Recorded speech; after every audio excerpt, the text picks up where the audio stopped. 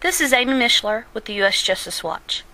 Whistleblower Paula Brown's story of the outrageous discrimination and retaliation taken against her by the Lexington Metro Government Permits Department was so compelling to me that I felt that the first interview was just too short due to time constraints. So I recently spent the day with her in Frankfort, Kentucky, at the Frankfort Capitol Annex to fully get the whole picture. This is the first of those video interviews with Paula, and this one has Representative Jim Wayne on House Bill 185. This is a bill to protect public servants for reporting fraud and mismanagement within state and local government. And this House bill is very important at this time due to the serious economic conditions. This is the U.S. Justice Watch. We're in Representative Jim Wayne's office, and we're just discussing his bill, HB 185. It's a bill concerning whistleblowing. So this is your bill, sir? Yes, it is. What can you tell us about it? In state government, there are people of conscience who oftentimes will observe something going on in their department or their agency that is either illegal, inappropriate, deceptive, whatever. And these people of conscience wrestle with these issues because they need their job, they need the security of the money coming in so they can pay their bills, but they are recognizing that something's wrong in the workplace. And typically, these people have not always been assured of protection by the agency or the government if they were to speak the truth. So what the whistleblower bill does, the House Bill 185, is give them added protections. And there's in all the workplaces what the employees' rights are with regard to speaking truth. So they automatically know what the rights are instead of relying on their supervisor to say you may or may not have rights. That's right. It's a requirement for all state agencies to post the rights and the law for employees so they know the boundaries that they're operating in if they're going to speak out with regard to something going wrong in their agency. They can report such as scientific misinformation or technical misinformation, basically deception on the part of someone in their agency to try to move an agenda, perhaps, or whatever the motive might be. But an employee, if they observe that going on, they are protected if they want to. We protect their conscience. And there is almost a specific conscience clause, and I'll read it to you.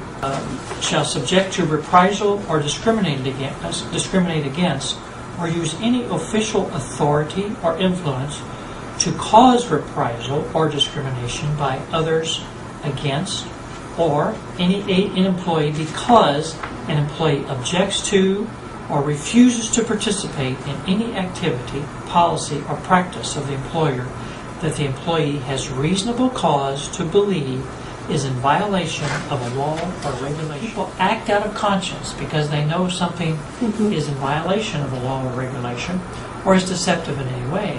They are protected. There's an additional protection we're providing. Well, you can say conscience. It's just, that can be a word with a lot of different meanings for different people. Right, but this is conscious only within the parameters of the law or regulation.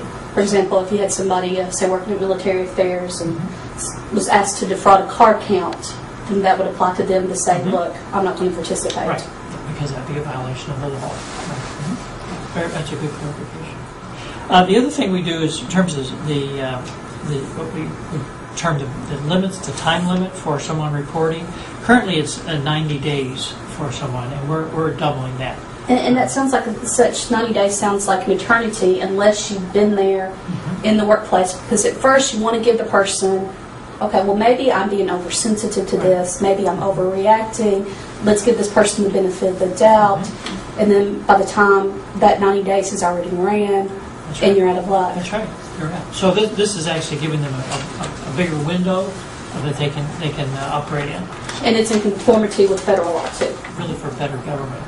Because the government is supposed to serve the people, and we're supposed to do it with honesty and integrity. And that can't be built into the government, honesty and integrity, in the sense that you can dictate the morals of everyone in government. But when you have moral people in government, those are the people who are alerted to what the law permits and doesn't permit. And that's really what we're encouraging here, those moral people to step forth and say, this is a violation, and I'm going to speak. I'm one of those moral people that said several times, in several instances, in local government that, you know, this is fraud, this is just not right. You know, people, and I've always been the type that's been compelled to do the right thing for whatever reason. I didn't have to have a reason to do the right thing. I mean, I adopted a little girl and raised her up, and she's a college graduate and a Spanish teacher right now. But, you know, to speak up and do the right thing, it seems like the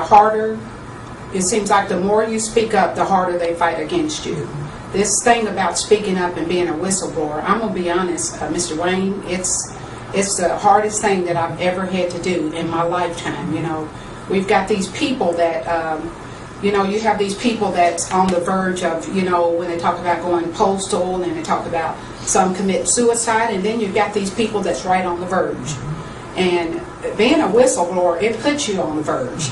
And for whatever reason, I'm not trying to justify, you know, I don't know whistleblowing, Title VII, or any of those things. All I know is there's a right thing, and I have to strengthen the local and the state laws as far as a whistleblower to do the same thing you're trying to do. And I appreciate more than I can even imagine you giving us the time to come here and talk to you. And he was just so nice about it. Miss Brown, I've got your 3 minutes whenever you want it. Well, probably went over 3 minutes. But like with Paula's story, there were people defrauding their time cards.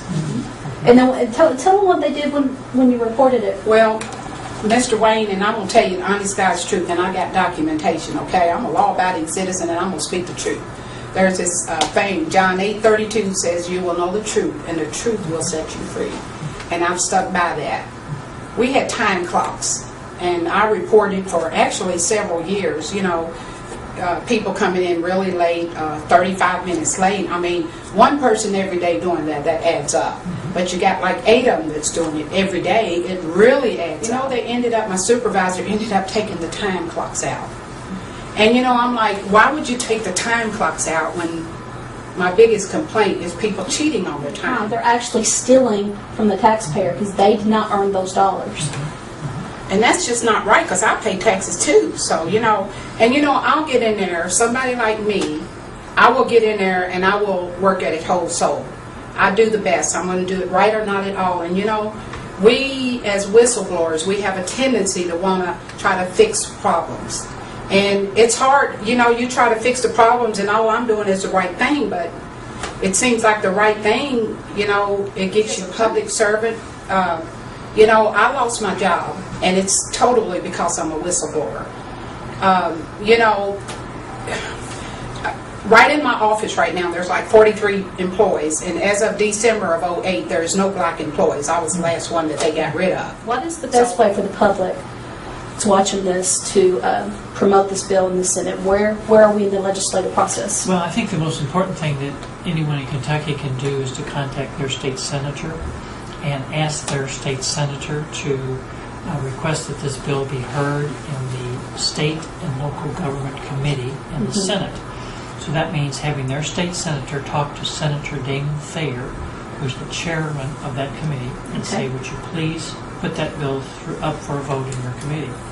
And we think we have the votes. That's not the question. The question is whether there's political game playing that would go on that would keep it from being coming to a vote in the committee.